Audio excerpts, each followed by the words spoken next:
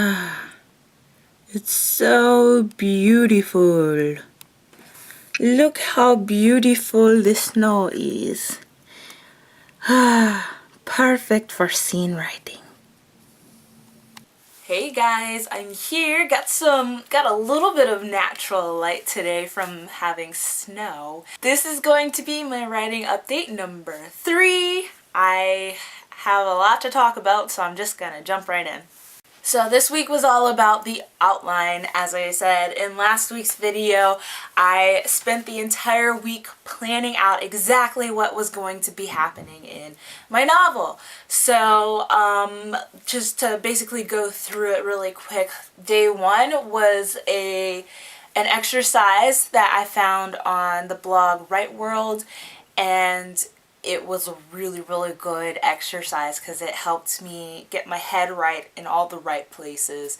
I'll link below that exercise so you can see for yourself how helpful it is in drafting out an outline. And then after that, I spent the rest of the week working on each separate part of the outline. So day 2 was Act 1, day 3 was Act 2. Well, actually I worked on Act 2 days 3 and 4, and then day 5 I worked on Act 3.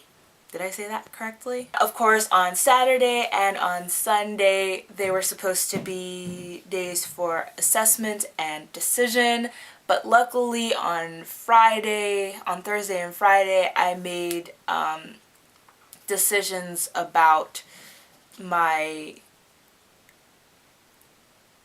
but luckily on Thursday and Friday I made my assessment and decision because on Saturday and Sunday I was sick as a dog. I'm going to talk about being sick in a minute, but I feel like I got a lot done this week. Maybe I didn't get as much scene writing as I wanted to, and that kind of makes me sad a little bit. But I did get at least one scene done this week.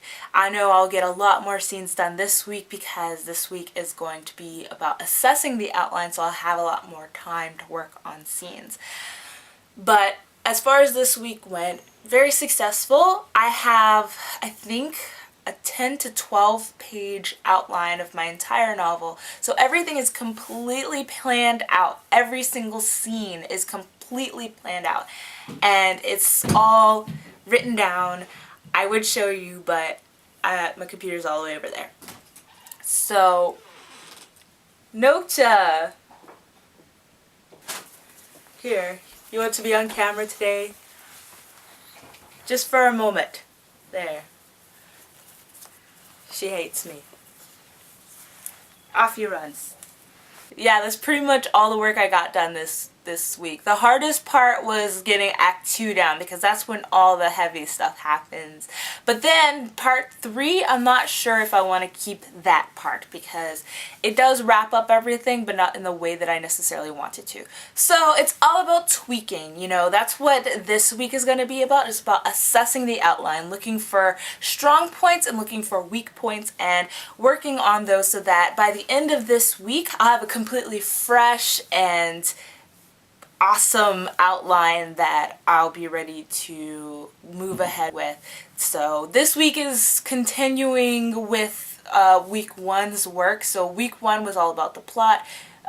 Last week was week 3, all about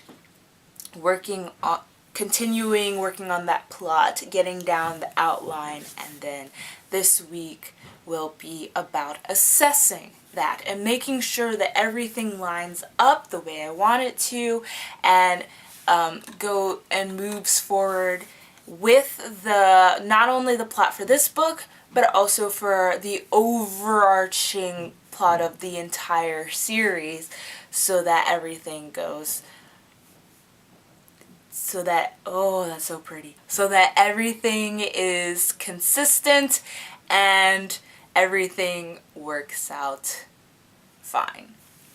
That being said, I've talked about this week, hopefully in a very short amount of time compared to all the other times.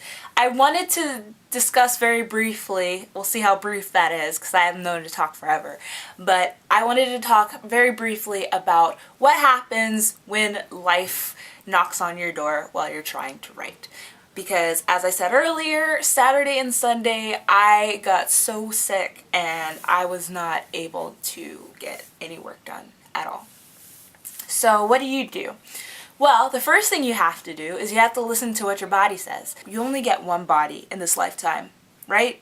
So you have to treat it well. And when you treat it well, it will treat you well.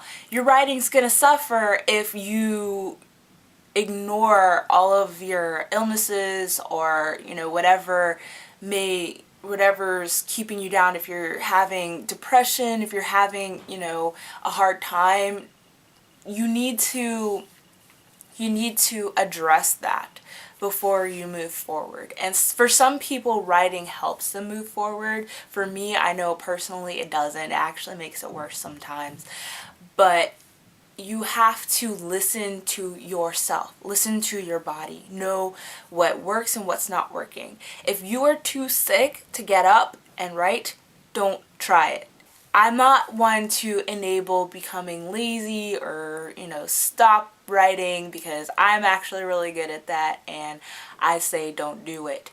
But you have to also be smart. Like I said, if you're sick, be sick until you're well again. Don't let your writing be the reason that you end up in a hospital because you didn't pay attention to yourself and now you have some larger issue that you have to deal with. If you're writing really well, take a break every once in a while so you can stop and eat, because I've written long stretches of time and completely forgotten to eat, and that is not good. Don't forget to eat.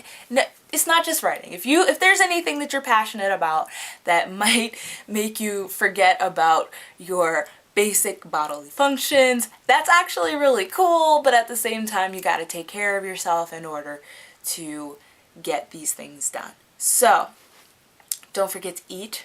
Don't forget to drink water.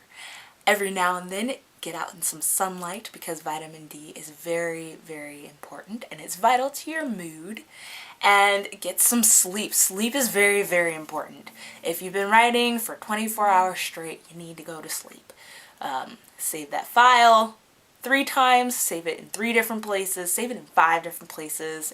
If you're a pro, save it, on the internet, and then save it on a flash drive, and then on another flash drive, and then save it, and then email it to yourself. I don't know. But make sure it's hunkered down, and then get some sleep. Don't forget about sleep.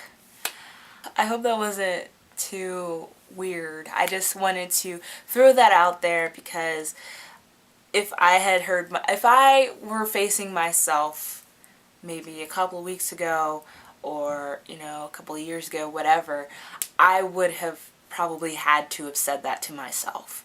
So that's the only reason why I'm saying it to you, maybe to myself as a reminder. You're still human. Things happen.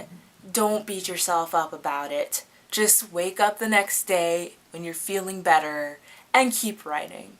And that, my friends, is why the past 2 days I haven't written anything.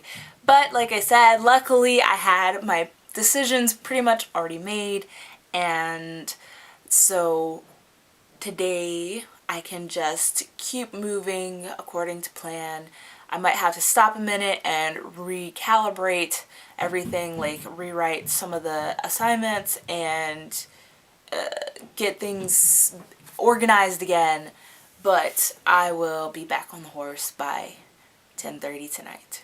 So I hope that this was useful to somebody out there. I hope that you are having a wonderful time writing in this 90-day novel challenge. I hope that if you are doing this challenge, that you are enjoying your writing process, and I hope that you at some point comment below and let me know how your writing's going. And thank you for watching. If you're in this beautiful snow weather that I'm witnessing at the moment, I hope you're enjoying it. And I've talked for way too long, so here I will say, have a nice day. Bye bye.